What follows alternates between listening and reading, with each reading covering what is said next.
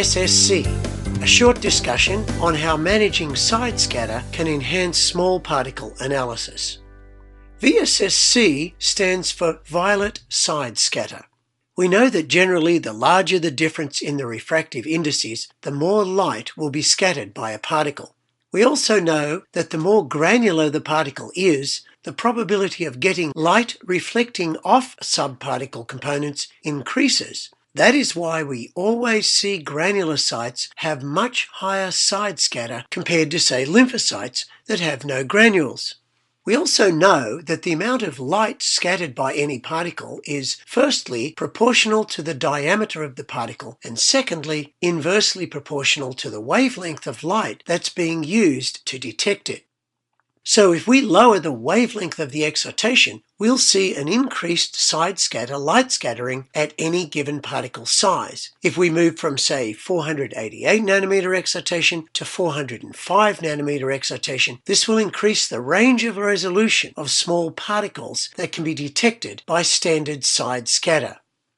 We also know that when entering a medium of a different refractive index, light waves are refracted by the new medium inversely proportional to the wavelength of the light, with lower wavelengths having a higher refraction than larger wavelengths. This effect was first discovered by Isaac Newton when he split white light into a rainbow of individual colors using a prism, with red light refracting the least and violet light refracting the most. So, using violet light will help to amplify the differences in the refractive indices between the particles and their surrounding media, and, in turn, increases the ability to detect particles with a lower refractive index, such as microvesicles or silica nanoparticles.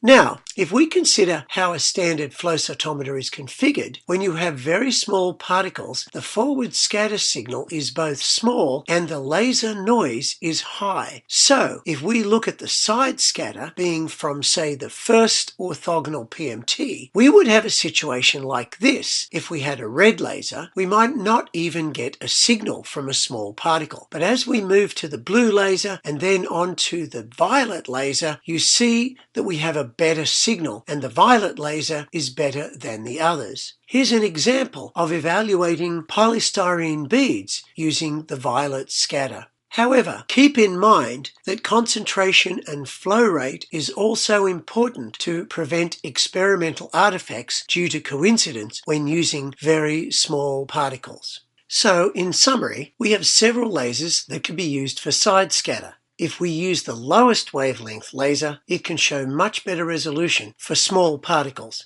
Keep this in mind when you're next trying to look at microparticles on your flow cytometer.